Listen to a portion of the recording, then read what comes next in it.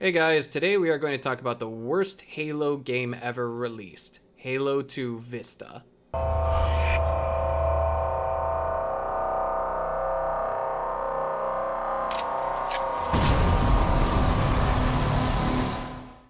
Hi guys, today we're going to be talking about why Halo 2 for Windows Vista was such a bad game, but first I want to know which Halo title you guys are looking forward to hitting PC the most for Halo MCC on PC. So let me know that in the comments below, and let's get on with today's video. Before we get too deep into what made Halo 2 for Windows Vista such a terrible game, we should probably examine what made Halo PC such an amazing game. Yes, Halo for the Xbox was a revolutionary first-person shooter for its time, even without, say, all of the advantages that a PC shooter game at the time could have. But imagine for a moment that you could take the experience of Halo on the Xbox, port it to PC, and then do whatever you wanted to with it, as long as you simply had the technical knowledge necessary to make whatever you want to happen with the game happen. I feel like Halo Combat Evolved ported to the PC was what we would call a sleeper hit, and in some ways it was a little bit undermarketed and the game definitely oversold. I remember seeing a statistic in, I think it was 2007, that said that every month Bungie was still managing to sell 100,000 copies of Halo for the PC.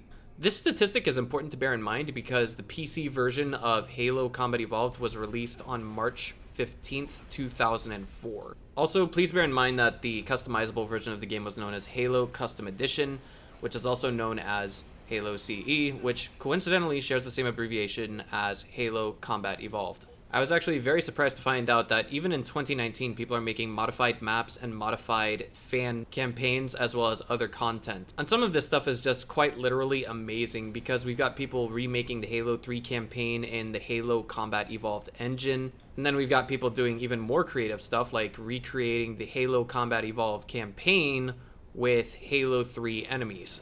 There's actually a very funny video on the YouTube channel Inferno Plus that I'll link to you guys in the pinned comment below if you guys are interested. But for clarity's sake, I just wanted to name all of the modding and the community that came around Halo Custom Edition as well as Halo Combat Evolved on the PC, simply for the sake that it set such a high bar for Halo 2 for Windows Vista.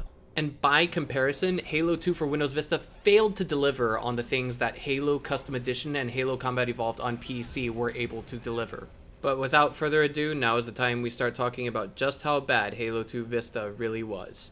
Reason number one, well, straight off the bat, as the name implies, Halo 2 for Windows Vista required users to have Vista. Halo 2 for Windows Vista in and of itself was released about 8 months after Windows Vista itself was released, which was November 2006.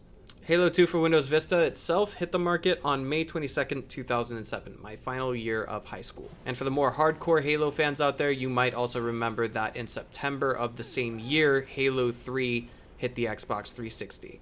So with the previous timelines mentioned, I'm pretty sure you all would know and would not be surprised to learn that Bungie was a little bit too busy to help port Halo 2 from the Xbox to Windows Vista.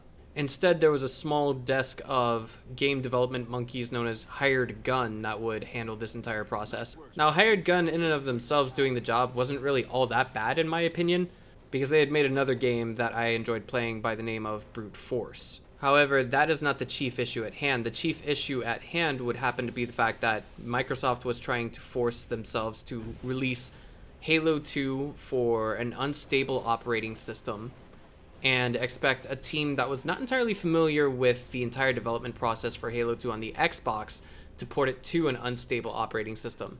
Furthermore, at the time, not a lot of people were using Windows Vista. So when Halo 2 for Windows Vista had finally released, there were very few players that had machines that had Windows Vista installed and therefore could play the game. So if I recall correctly, the first day that the game hit the market, I logged in and I saw to my dismay that there were only 300 to 400 people online at any given time. I think perhaps at one peak I had seen maybe 500 or more players online at most. And the worst part was there was no matchmaking whatsoever.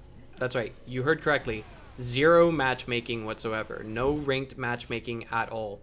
So the multiplayer segment of Halo 2 for Windows Vista was more or less kind of a sort of cheap copy of what you could expect to get from Halo CE on the PC. And while we're talking about everything that was wrong with the multiplayer, we should mention that there were all dedicated servers. Now, if you guys remember the way things worked in Halo 2, it was, yes, local hosted. That means the person with the strongest internet connection would be the host of the game that you were playing, regardless if it was matchmaking or if it was a custom game. The servers themselves were run more or less off of what you would call today modern Amazon Web Services servers or something similar to that nature. So 99% of the time, the administrator of the server or the person who was renting the server that you were playing on wasn't there. This sounds convenient at first until you find a troll in the same game lobby as you. What do I mean by that? Well, some trolls would simply join a game lobby just to delay a game infinitely to keep it from starting. I can't remember if this was ever an issue with Halo Reach or Halo 3 on the Xbox back in the day, but in Halo 2, if you ever had a party that joined a custom lobby together or was ready to go into matchmaking together, one member of the party could hit X on their controller to delay the party from beginning a game, either a custom game or in matchmaking. Usually this is a good thing, especially if there's an emergency taking place in your home, but there would be many trolls that joined lobbies in Halo 2 just to infinitely delay a game from beginning. The quickest fix to that was to simply leave the server and find a new server to join, which really sucked because, to be entirely honest with you guys, as I mentioned before, the limited player population, if you wanted to play Free-for-All Slayer or Team Slayer, odds are you weren't going to get a chance to find another server with that game type because there were so few players online. So it's either you go back to the game lobby that you were originally in and get trolled near infinitely, or you find a different game type to play like Capture the Flag or Oddball. The absolute worst part about delay trolling is that it would never show the name of the player that was trying to delay the game from starting. That's the first issue. The second thing is, even if you knew who it was that was deciding to delay the game, you had no way of vote kicking them out of the server in-game or between game. Another thing is they never fixed BXR or BXB or double shot or any of those bugs that came after a certain patch on Halo 2 on the Xbox. I personally didn't care too much about those because the thing is, like, they were dual use. Pretty much anyone could use them however they choose to in-game. But in some regards, I feel like this displays a huge lack of technical knowledge from Hired Gun, who ported it to the PC. This next piece shouldn't surprise too many people with the way this video started out, but another thing that upset a lot of people was the lack of customizability with maps and modding support. I'm not entirely sure about this part since I don't remember playing out a lot of custom maps, but I think there was an issue surrounding the downloadability of a map.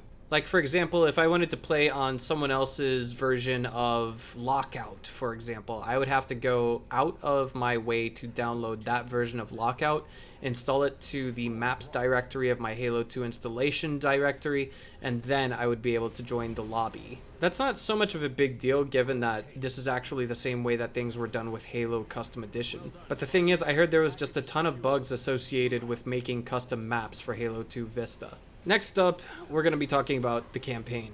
There's not really too much to mention about the Halo 2 Vista campaign mode because there's really not much that's different with it from the Xbox version except for loading times.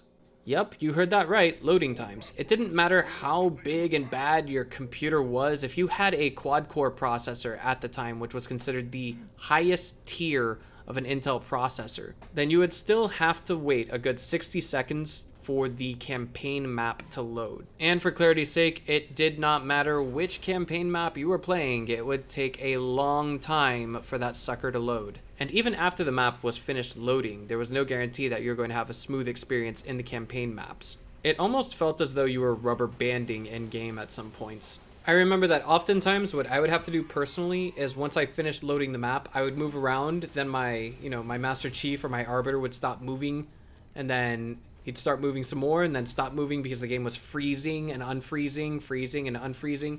So what I would have to do is just hit escape and wait for the map to quote unquote optimize. Or I would simply have to wait for my hardware to catch up with what was, essentially the software, the game. Now, for clarity's sake, this is where I'm going to break down the hardware specifications of the Xbox, the very first Xbox, and compare it to what was different with my beast of a gaming PC at the time, okay? So here we go.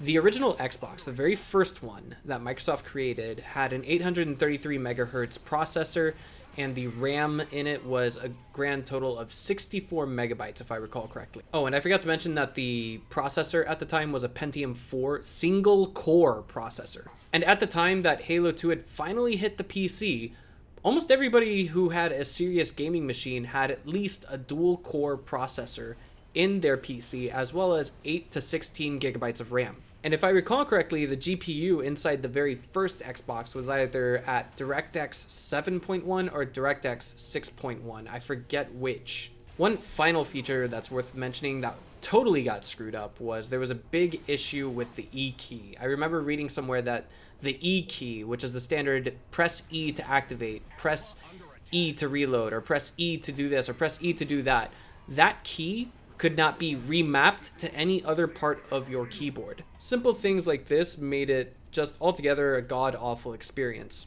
Now, I know maybe I'm being a bit of a harsh critic here. I personally feel like Halo 2 Vista was a train wreck, more so because it was the perfect storm of the absolute worst conditions that you could release a Halo title on PC. I said it before and I'll say it again, a majority of the staff at Bungie were far too busy preparing Halo 3 for the Xbox to go over and help Hired Gun, which was in a completely different office and I imagine a completely different building as well, with porting Halo 2 to the PC. And big companies like Microsoft, well, they have a yearly plan, and once they make that plan is written into stone for the year until the following year, or until the end of that year, where they make the plan for next year, including budgeting and manpower. I don't work in the gaming industry, guys. However, I used to work in esports, and I used to work for big companies that have these kinds of stonewall hardline policies. I think that's pretty much going to wrap up today's video. If you've made it this far in, I'd like to ask you guys for a thumbs up and a comment. Maybe consider subscribing if you thought today's content was worth watching. That's it from me. This has been Binge 4K. I will see you guys in the next one.